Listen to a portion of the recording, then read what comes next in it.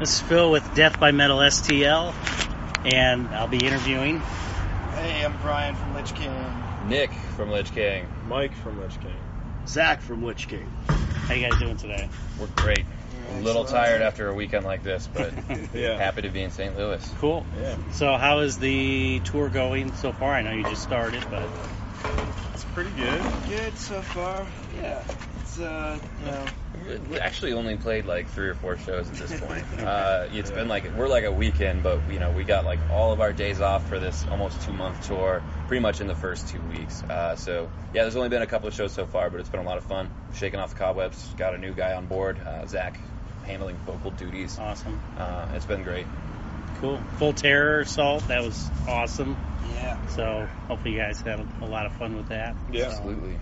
cool. Our Western Mass Open Air Festival that Brian, our drummer, actually puts together got canceled this year due to complaints by the neighbors, and it's 4th year running. So Wow. we didn't get that, but we had FTA, and that totally satiated that festival, camping, boozing, metal awesomeness Yeah. that Nice. we were hungry for. Cool. Tell me a little bit how you guys came together, how you guys met and everything. Oh, boy. Oh, man. It's a weird one. Oh, so the history of Lich King is strange. It started off as a one-man project by our ex-vocalist Tom Martin back in 2006, 7, around there. Yeah. He put out 2 full-length albums on his own, and then me and Joe were playing with another band that never got off the ground, but then kind of just got folded into Lich King when Tom decided he wanted to start doing live shows and stuff. And then 6 years later, Tom decided he wanted to stop doing live shows and stuff, and here we are. Cool. More or less. Awesome. How would you describe your music? So as far as, if somebody hasn't heard it yet. It's all right. I mean, Yeah, it's okay. It's really clear cut, like early 80s, Bay Area style thrash. There's nothing truly new being brought to the table, though we put our own flavor on the music. It really is just kind of a tribute and a continuation of that kind of music that was happening. I think early Slayer, Violence, Exodus. Yeah. Nice. The stompiness of SOD with Exodus, Slayer, kind of. Although lately we've started tying in a little bit more crossover feel to things on occasion. So it's kind of a weird blend between all that. Nice. Cool. So tell me a little bit about your influences, the guys that made you want to play music and get into a band. Is there anybody in particular? For me, I guess the first memory was when my dad showed me Guns N' Roses' Appetite for Destruction, and as soon as I heard that a guitar could be played like that, okay, Slash is cool, and this is what I want to do. It was just a slope downhill from there. Okay. Anybody? For me, it was Angus Young, pretty much. Nice. When I was about 10 or 11, I was obsessed with the Let There Be Rock album and just watching his live performance. And then my first band, they needed a bass player, but I was a guitar player, and then that's how I got into bass. It was there's no room for a guitar player, but do you want to play this thing with 2 less strings? I'm like, sure. Nice. And then I kind of grew to love bass off of that. So accidental bass player. That's me. So, Cool. yeah. I picked up drums mostly because of Neil Peart, and I've been a Rush fan, and then kind of just started playing drums from there. I played piano with my first instrument, but switched over to drums when I was in my teen years, and then never looked back from there. Cool. It all started off when I heard Queen. I decided I wanted to be a singer the first time I heard Freddie Mercury. Mm-hmm. And then from there, I moved on to slightly more punk things. My intro stuff would have been Green Day, and I just started exploring more into punk, like Misfits and things like that. And then through that, I found crossover. Brought me to where I am now. Cool. Yeah, I just love the sound of the acoustic guitar, so I just picked it up to try to learn from there. And then I met Brian. He sent me down this metal spiral, and that's where I've been ever since. Nice. Cool. And is this the biggest undertaking, or what is your touring experience like? I mean, this looks like a pretty big. Well, we haven't done a tour of this scale since the last U.S. tour we did back in 2013. Mm-hmm. We've done 2 pretty sizable European tours between then and now.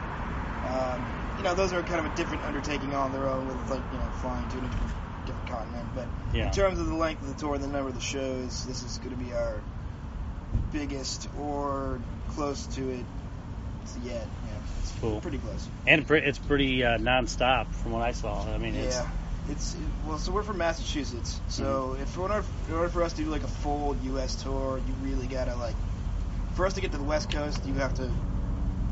There's just so much land. There's so much space you got to cover, and we got to commit to a long thing if we want to actually get out to the West Coast and see a lot of the places we haven't seen in years. cool.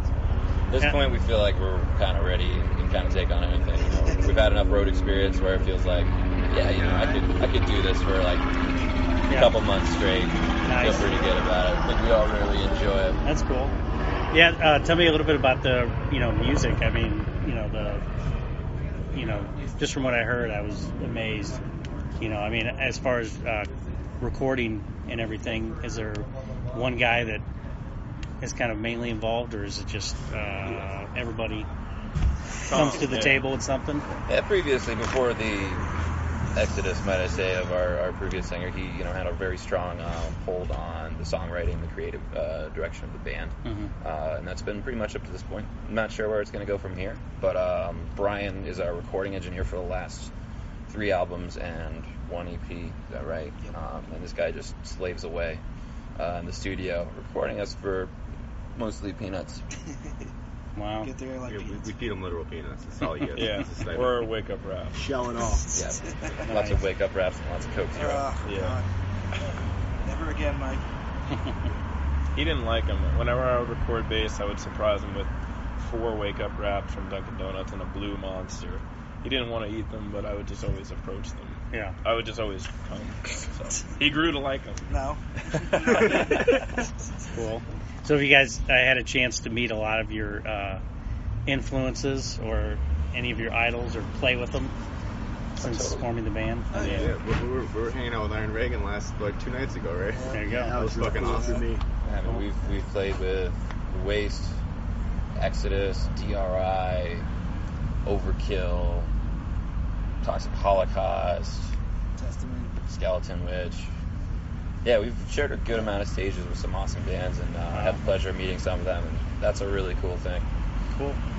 And so after the run of the tour, I mean, any plans yet, or just kind of relax until 2018? Or? Take it More away, Brian. tours. More More. tours. We got some things in the works. Some more tours in possibly the winter. Almost definitely in the spring. And we actually just got announced, I guess I can say this, we got announced for Obscene Extreme in the Czech Republic next July. Wow. Nice. So that's probably going to be the biggest fest we've played to date. So really looking forward to that one. Yeah, we're using that as like bait on the line to like see what other like festival organizers will like take us back over, and hopefully, the summer we'll have a festival tour in Europe, which is like a lifelong dream for a lot of us. Cool. Where are you guys heading after tonight? Des Moines. Des Moines? Yeah, and then it's Des Moines, Minneapolis, Sioux Falls, and then Basically, way out. heading up to the top of the West Coast, down that coast, across the South, and then back up the East. It definitely looked like it was planned out really well. There's no 15-hour stretches. No. or No, we anything like kind that. of So. we kind of pride ourselves on trying to do things in a logical sense. Why drive 15 hours back and forth between 2 places? Just plot tours out like you should. Like that makes sense. Yeah. Hit a lot of markets, Hit play a lot of places. shows, Cool. die on the road. Hope not. Not die in a good sense, not a literal sense. If I don't die out here, I'm going to kill myself. Seriously. Well, yeah, definitely. Everybody needs to check you guys out on the road. Hopefully, there'll be a lot of people tonight. We're excited about seeing you guys here at the Monocle. Awesome. And